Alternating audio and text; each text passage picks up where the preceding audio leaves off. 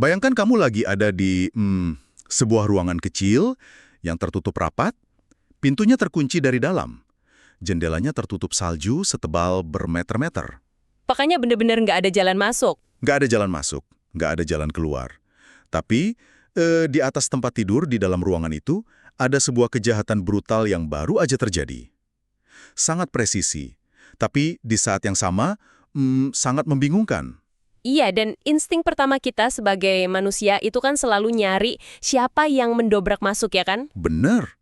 Kita nyari celah di jendela atau jejak kaki di salju gitu. Kita suka hal-hal yang rapi, yang hitam putih. Pelakunya pasti orang luar. Tapi, nah ini dia di Orient Express, ancamannya sama sekali bukan tentang siapa yang mendobrak masuk. Kejahatan ini justru tentang mereka yang nggak pernah keluar dari ruangan itu. Wah, merinding sih dengernya. Kita sedang melihat sebuah ekosistem keadilan yang terisolasi sepenuhnya dari hukum negara.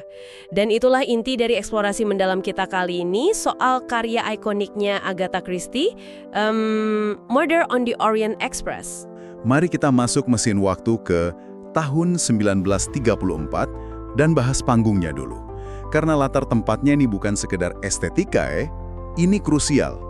Orient Express itu sendiri punya sejarah yang panjang, mulai beroperasi tahun 1883 dengan rute Paris ke Istanbul.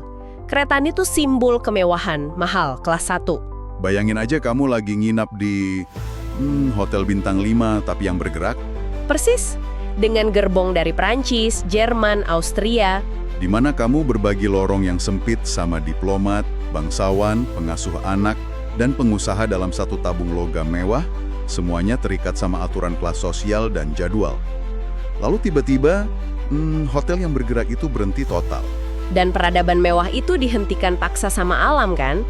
Agatha Christie sebenarnya ngambil inspirasi ini dari kejadian nyata loh. Oh ya, yang Orient Express kejebak salju itu? Iya, di tahun 1929 kereta itu kejebak salju 5 hari.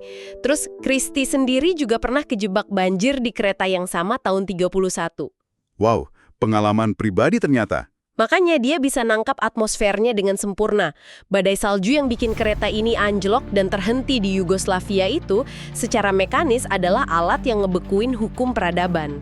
Maksudnya gimana tuh ngebekuin hukum peradaban? Gini, kalau kereta itu terus jalan dan sampai stasiun, polisi akan naik kan? Hukum negara ambil alih, terus ceritanya cuma jadi, ya prosedur polisi biasa. Tapi salju memaksa mereka masuk ke kondisi terisolasi total. Aku paham. Mereka kembali ke hukum alam, di mana keadilan harus didefinisikan ulang sama orang-orang yang ada di dalam gerbong itu. Bener banget. Penghentian peradaban ini kerasa makin relevan pas kita lihat korbannya. Sam Ratchet, pengusaha Amerika super kaya yang malam sebelumnya sempat nyoba nyewa Poirot buat jadi pengawalnya karena dia ngerasa nyawanya terancam. Dan Poirot nolak mentah-mentah. Iya, dengan gaya arogannya dia cuma bilang, saya nggak suka wajah Anda. Dan instingnya bener dong. Pagi harinya Ratchet ditemuin tewas di kompartemennya yang terkunci dari dalam.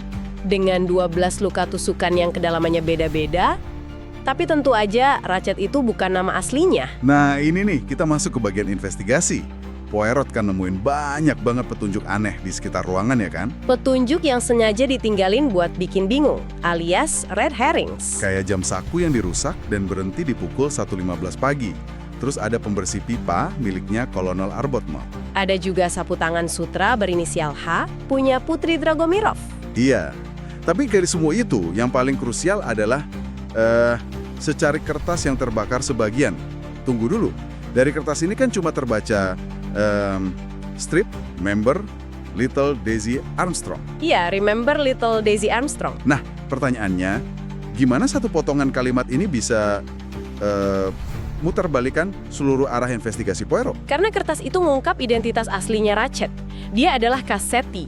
Dia bukan pengusaha biasa, dia itu mafia yang menculik dan ngebunuh balita umur 3 tahun, Daisy Armstrong. Ya ampun, meskipun uang tebusannya udah dibayar kan? Betul. Dan karena kekayaan dan koneksi korupnya, dia berhasil lolos dari jerat hukum di Amerika. Dia lari ke Eropa buat nikmatin uang hasil meras orang. Pembaca di tahun 34 itu pasti langsung bereaksi keras soal ini. Karena kisah Desi Armstrong ini kan terinspirasi langsung dari tragedi dunia nyata yang sangat terkenal waktu itu. Penculikan bayinya Charles Lindbergh di tahun 1932. Iya, Lindbergh kan pahlawan nasional Amerika. Pas bayinya diculik, tebusan $50.000 dibayar, tapi bayinya tetap ditemuin tewas dengan tengkorak retak. Itu memicu kepanikan nasional yang luar biasa. Makanya motif balas dendam di buku Christie ini terasa sangat relevan dan emosional buat masyarakat saat itu. Christie pada dasarnya nulis fantasi balas dendam untuk publik yang lagi berduka dan ngerasa hukum itu gagal. Publik ngerasa nggak berdaya kan? Jadi pas Christie masukin Cassetti ke kereta itu dan ngebunuh dia, dinamisanya langsung berubah. Kita nggak lagi peduli buat nyari keadilan bagi si korban pembunuhan. Kita justru diam-diam berharap si pembunuhnya bisa lolos. Christie sengaja ngerusak kompas moral kita dari awal. Dan manipulasi psikologis ini juga terjadi di depan mata Poirot lewat bukti-bukti yang berantakan tadi. 12 luka tusukan dengan kedalaman dan sudut yang aneh itu. Itu semua pementasan teater. Sebuah produksi yang dirancang buat ngasih Poirot kelebihan beban informasi. Mereka tahu Poirot bakal nyari satu alur logika yang rapi. Jadi mereka ngasih terlalu banyak alur logika, menciptakan kebisingan buat nutupin sinyal aslinya.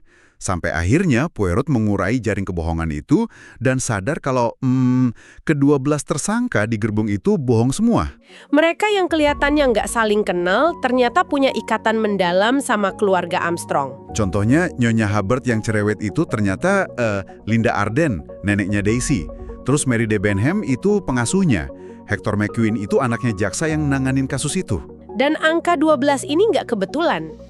Ini analoginya bagus banget. Kalau kita pikir, 12 orang ini tuh ngewakilin sistem juri pengadilan di Amerika kan? Persis. Hukum udah gagal ngehukum Cassetti. Jadi mereka ngebentuk juri mereka sendiri. Ini bukan sekedar pembunuhan biasa jadinya. Ini kayak kelompok terapi trauma yang berubah jadi regu tembak eksekusi. 12 orang, masing-masing ngasih satu tusukan. Iya, bentuk klasik dari difusi tanggung jawab. Kalau kamu ngebunuh sendirian, kamu pembunuh berdarah dingin. Tapi kalau dilakuin bareng-bareng sama 12 orang, beban moralnya terbagi rata. Karena kedalaman tusukannya beda-beda. Nggak ada yang benar-benar tahu tusukan mana yang fatal. Ini ngebantu mereka secara psikologis buat ngelakuin hal yang sebenarnya melanggar hukum. betul sekali. Dan itu ngebawa kita ke klimaks ceritanya. Resolusi ganda atau the double solution yang ditawarin sama Poirot. Ini brilian banget. Poirot ngumpulin M. Book, si direktur Kleta, dan Dr. Konstantin. Terus, alih-alih langsung nyerahin pelakunya, dia nawarin dua opsi. Opsi pertama, solusi fiktif atau solusi hukum. Ceritanya ada pembunuh bayaran dari luar yang nyelinap masuk, ngebunuh Cassetti, terus kabur menembus salju. Kebohongan yang sangat nyaman buat dilaporin ke polisi. Terus opsi kedua, solusi moral, alias faktanya. Ke-12 penumpang berkomplot ngelakuin pembunuhan kolektif. Dan yang bikin ini sangat filosofis. Poirot yang biasanya kaku pada fakta, akhirnya milih mundur. Dia ngebiarin M. Book dan dokter milih solusi pertama. Dia membiarkan ke-12 pembunuh ini bebas. Berarti dia sadar kalau kebenaran nggak selalu sejalan dengan keadilan ya? Betul. Kalau dia pilih kebenaran, ke-12 orang yang hatinya udah hancur ini bakal dihukum, jadi dia milih keadilan, meskipun harus ngorbanin hukum. Kesimpulannya nih, dari perjalanan mewah Orient Express yang lumpuh karena salju, ngelacak petunjuk yang tumpang tindih, sampai ngebongkar trauma masa lalu kasus Desi Armstrong. Dan puncaknya di dilema moral Poirot. Benar. Pembahasan kita nunjukin kalau ini bukan sekedar cerita tebak-tebakan siapa pembunuhnya, tapi eksplorasi soal batas keadilan. Yang mana itu ninggalin kita sama satu pemikiran menarik buat kamu renungin. Buku ini kan ditulis seabad yang lalu pas sistem hukum lagi kacau setelah tragedi Lindbergh. Tapi di era modern sekarang, dengan segala informasi dan peradilan yang kita punya, kalau kamu ada di posisi Poirot, terjebak bareng orang-orang yang ngambil nyawa monster karena negara gagal lakuin itu, Pertanyaan yang berat nih. apakah kamu bakal jadi penegak hukum yang kaku atau penegak keadilan yang empatik? Di mana batas antara balas dendam yang bisa dibenarkan dan pembunuhan berdarah dingin? Wah, merinding. Itu benar-benar pertanyaan yang bakal terus menggema di kepala. Silakan kamu pikirin jawabannya sendiri karena eksplorasi mendalam kita kali ini harus berakhir di sini. Sampai jumpa di pembahasan kita berikutnya.